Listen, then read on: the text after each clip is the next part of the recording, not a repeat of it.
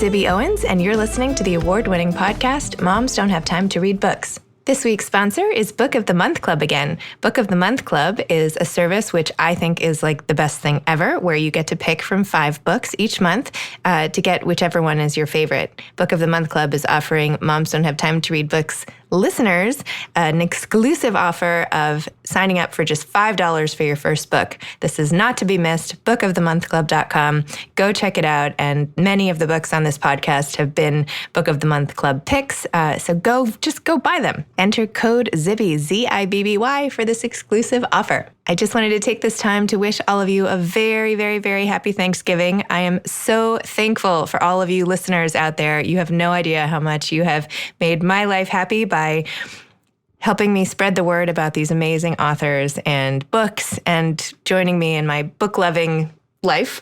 So thanks for taking the time on your walks, while you're doing the dishes, while you're at the gym, or wherever you're listening to me. Thank you for putting me in your ears and listening to what I have to say. It really just warms my heart. And feel free anytime to reach out to me. Let me know what you think of this podcast.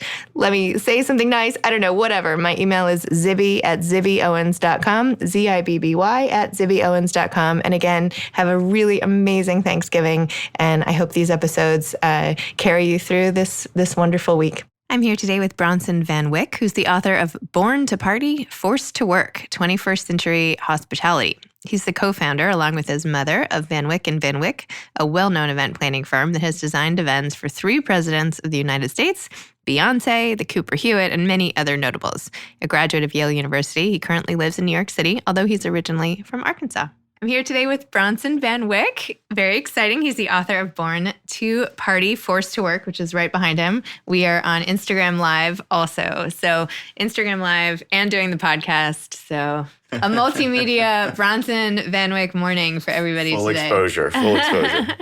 Okay, so thanks for coming on Moms Don't Have Time to Read Books. Thank you for having me come. I don't know if anybody has time to read books anymore. It's really hard. It's really not just moms. You have to make time to read books. Do you make time to read books? I make time. When do you read?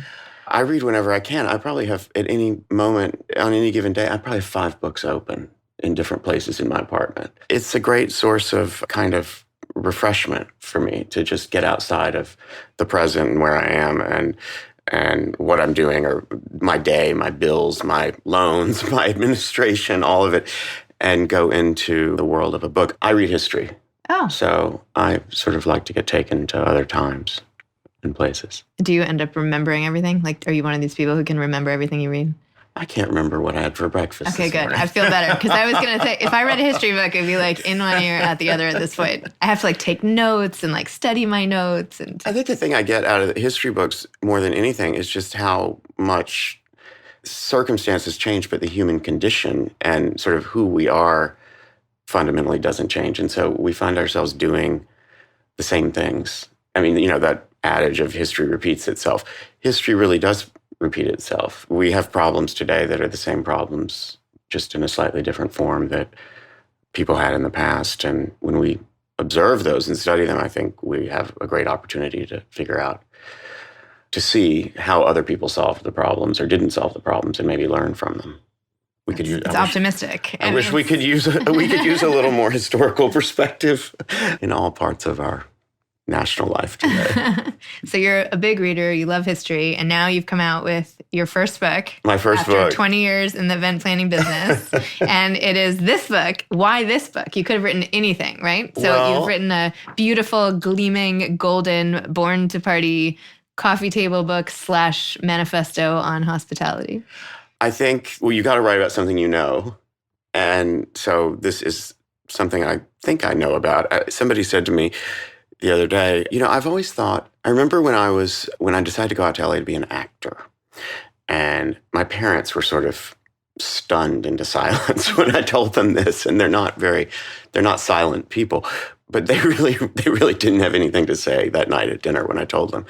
And the next day I came into my dad's office, and he was on the phone with my godfather, and the thing I heard him saying when I walked in the room is, "But he went to Yale. Why is he going to go out to LA and throw it all away?"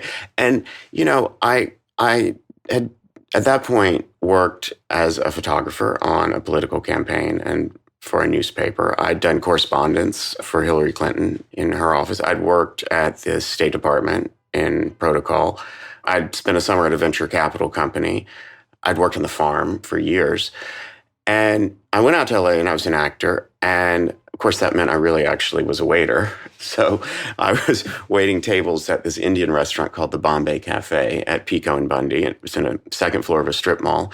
As many good restaurants in LA are. Well, so, that's true. Yes, that's true. That is true. And I did some set design. I was reading scripts. And I realized that comment of my dad's that, I'd sort of had this training or this education. And it sort of dovetailed with feelings that I had of not knowing how to do anything or not being prepared for anything. And I started doing this, and I realized really quickly, actually, my entire life was training and education to do this. You learn protocol at State. I learned how to create a budget at the VC company where I worked. I learned about the importance of the visual when I was taking pictures. Set design, obviously, that's so related to what we're doing. You learn how to deal with guests if you're a waiter. You learn how to deal with clients if you're an actor. So everything had kind of sent me down this path of having not been able to find. I went through this extended process of elimination in which I've really felt like I had no marketable skills. But I realized I had been developing the skills that were important for what I ended up doing. That was a really long answer. That's great. I love long answers. To a not very complicated question. Well, and then growing up on the farm in Arkansas, we were 100 miles from Memphis. We were 100 miles from Little Rock. Our closest neighbors were 3 miles away, and those were my grandparents. And so here we were, kind of in this very isolated rural place, which had great natural beauty, but there were no movie theaters or restaurants or museums or nightclubs or anything. But my family all of us were, well, I was a little kid, all of them, the sort of generation above us and the generation above them, were really involved in the world. They traveled. They wanted to go places. I had an uncle who was a stunt pilot. I had another one who was Mr. Arkansas. I had an aunt who was involved in all kinds of things involving getting dissidents out of Eastern Europe and the former Soviet Union. There were artists. My dad was from New York. And so they were involved in a larger world or a world that was outside of the geography of where we were. And that world sometimes came to us. And so when people came, we had to entertain them because there was no other option. There was no other way to entertain them except what we created or what we gave them.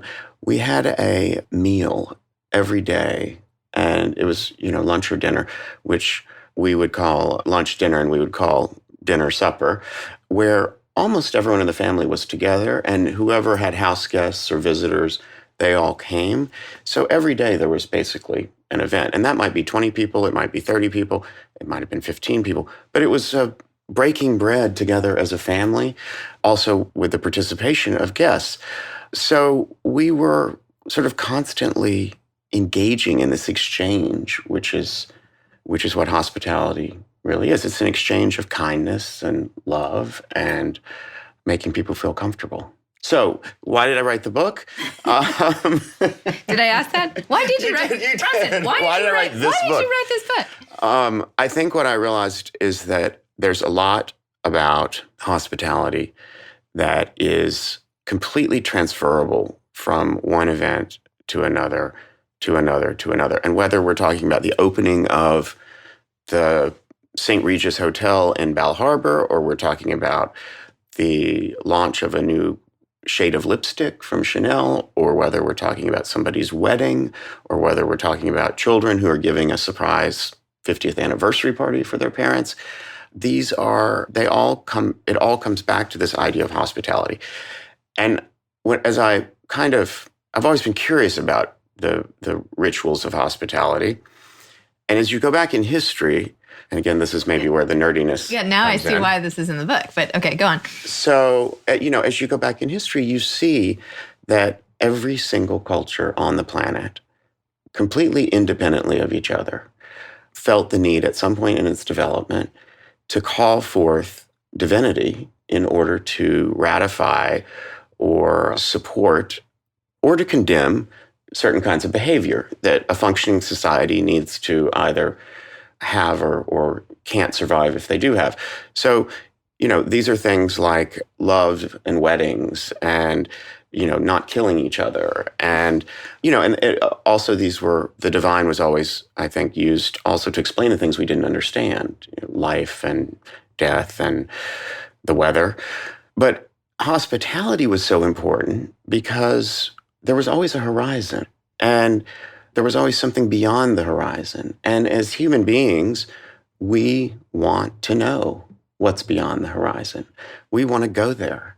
And if we're going to go there, we might encounter people who are like us, but different from us. And they may be nice or they may be mean. But we have to figure out a way to initiate the contact and allow the contact and allow the interaction, let's say the exploration of what the relationship could possibly be. We have to figure out a way to do that in a sort of safe space. And the safe space is what hospitality creates.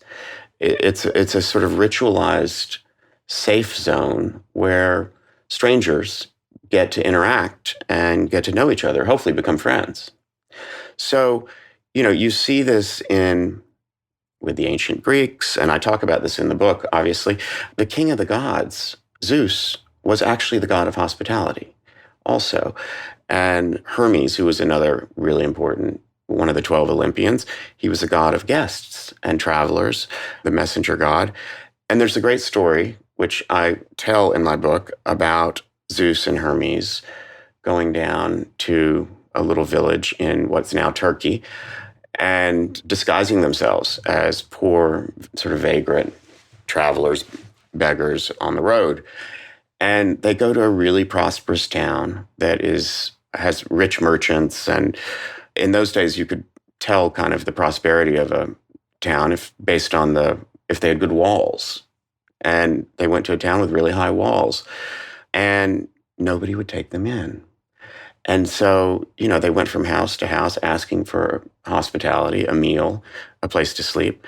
And all the doors were closed to them.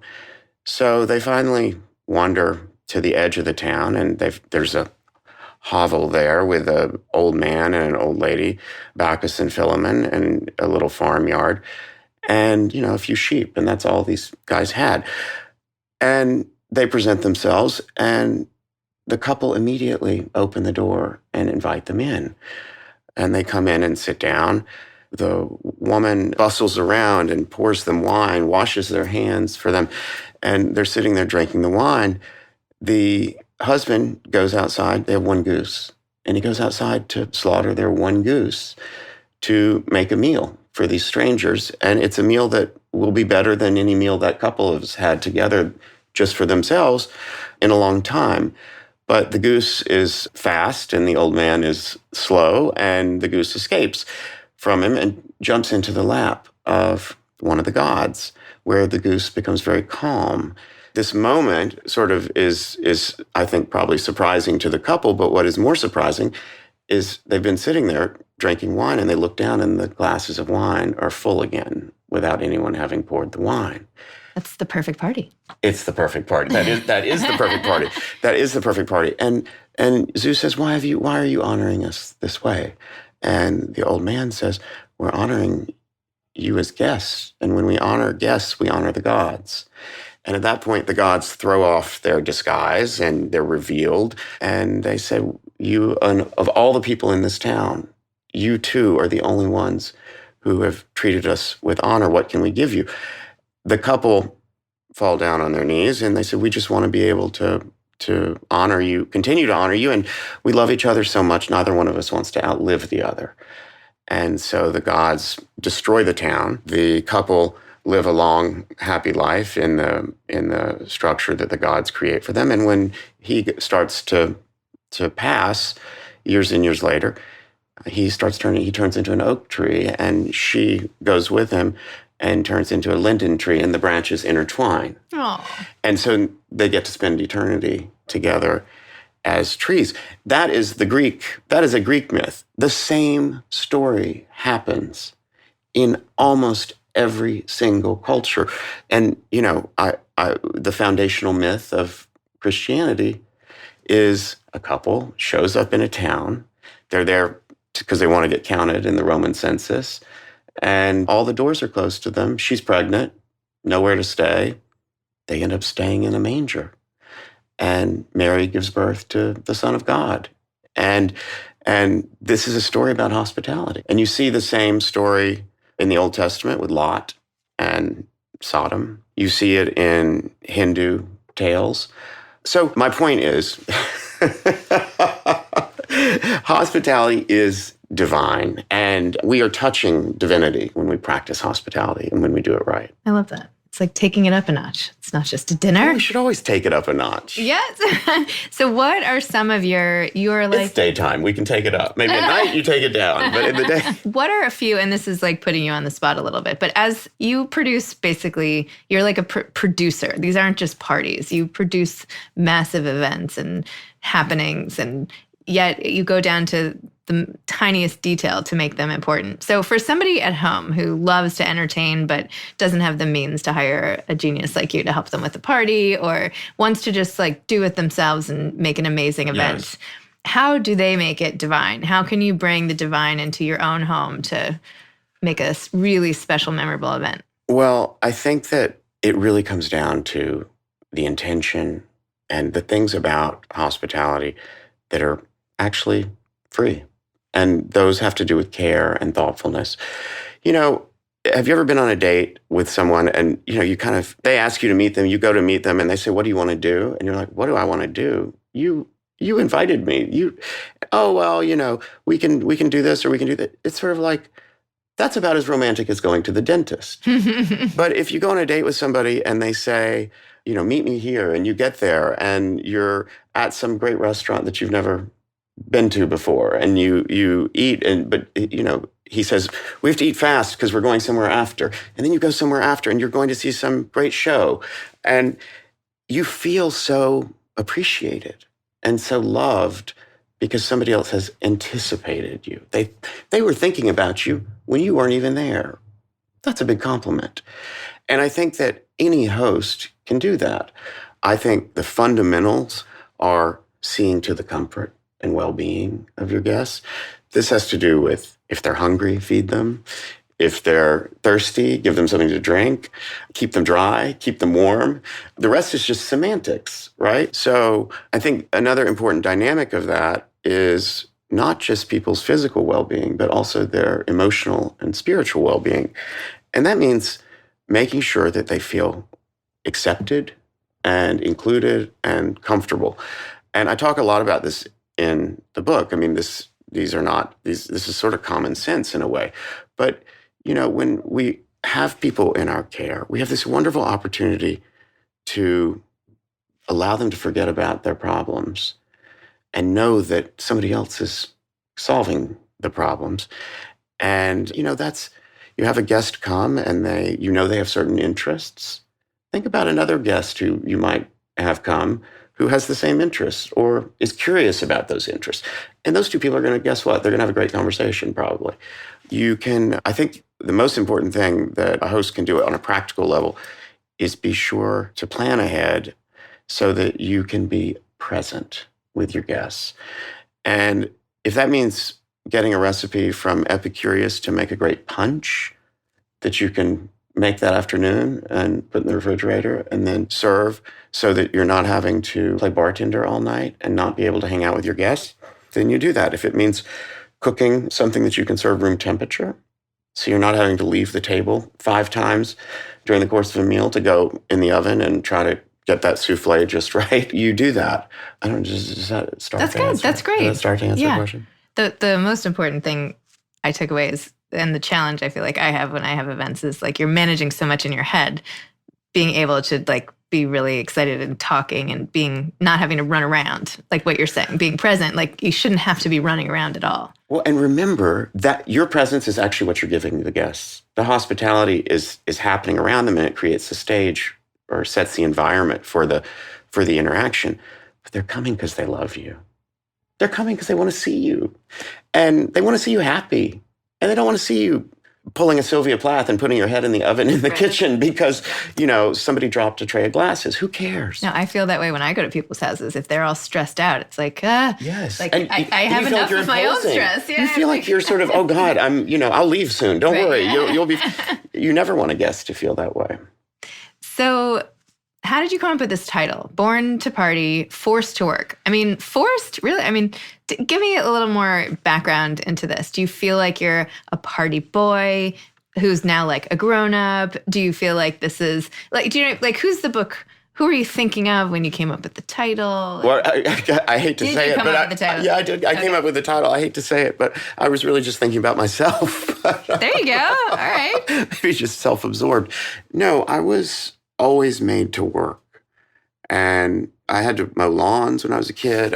We would wash cars. And when I was 13, I actually had to work on the farm. And that meant working. That wasn't like setting up a lemonade stand. That was actually, there are probably laws against it. There probably are. If there aren't, there should be. But at 13, I got the lowliest job on the farm, which was pulling red rice out of rice fields. So, you grow rice and the whole point is to get a crop of white rice because that's what Uncle Ben's will buy. But naturally, in a field of rice, you get some red. It's like a recessive gene, right? So there's no machine that can sort for that because they're all exactly the same size and shape. So only people can do it, and it's the sucker that has to do it. So if there's a group of people working on the farm, from the one who's pulling out red rice that they're the lowliest on the totem pole. So I did that for an entire summer. You're bent over. You're wearing work gloves. The blades of grass from the rice are so sharp that by the end of the day, you've ripped through a pair of gloves. You go through a pair every day. Another summer, I walked around on a farm and checked levees all summer and to make sure that water wasn't going through levees. And, that sounds sort of bucolic in a way, but you're in hip boots, not because of the water, although there's a ton of water, obviously, but because there's so many water moccasins, which is a very aggressive, poisonous snake. And they love levees because they come up out of the water and they sunbathe. And so, every day you'd have encounters with 12 or 15 snakes. I tell you about these stories because this was part of the sort of culture of my family where we were always made to be productive and work. When I went out to LA to be an actor, at a certain point, my dad said, "This is for the birds. You're on your own. You got to figure this out entirely." And so I had to be productive and independent. So that's where the forced to work part comes from. I think I would have loved to have been just a party boy. I kind of was in college. You don't have to think about it so much in college, or I didn't. I was able to be at college without having to work while I was there. And I went through this sort of, I think, trying to find myself in a way by exploring all aspects of social life. And I had a friend who gave me that great book, Edie, an American biography, was Gene Stein and George Plimpton wrote about Edie Sedgwick, and who was doomed. And a friend gave it to me and said, "You have to read this before you turn into this." And it was sort of a wake-up call. And then I got serious. One question about the background from your childhood that you put in the book and that we've been talking about. Do you feel like you would have been able to develop all these creative skills if you had a different, how much do you think your upbringing contributed to it? Because I wonder about kids now, right? Like, let's say kids here in New York City and on the iPads and they're not out picking rice from a field where their brain is allowed to really flourish. Wander. We have all that time and freedom to really come up with stuff. Do you feel like that made you a more creative person? Do you feel like you're creative? I am assuming you're a creative person by the content of what you create, but I think of myself as a creative person. It's a process that I really enjoy. I think we were free to be creative, but we also kind of had to be creative because there were no other. You had to amuse yourself. Yeah, we had to entertain ourselves. And I had parents who, if we were inside when the sun was up and we weren't reading a book, mom or dad was like, "What are you doing in here? Get outside. Go figure, go play. Go." And play meant, building something or or destroying something or shooting something. And where we lived, we didn't actually have television. So there was one ABC affiliate that we could get kind of with a lot of snow and static, local affiliate that was within range, but we were way too far outside of town to get cable. So we had this satellite dish that was a gigantic moment when we got the satellite dish, and we were so excited for it as kids. But it really was kind of a pain because we had to, where it was sited, it was outside the house, obviously, but you had to go out and crank it to turn, to go from, the MTV satellite to the CBS satellite and you didn't know when you were out there cranking what the result was. So somebody had to be at the window shouting to you out there, oh, go back half a notch. So that was a lot of work to watch a TV show.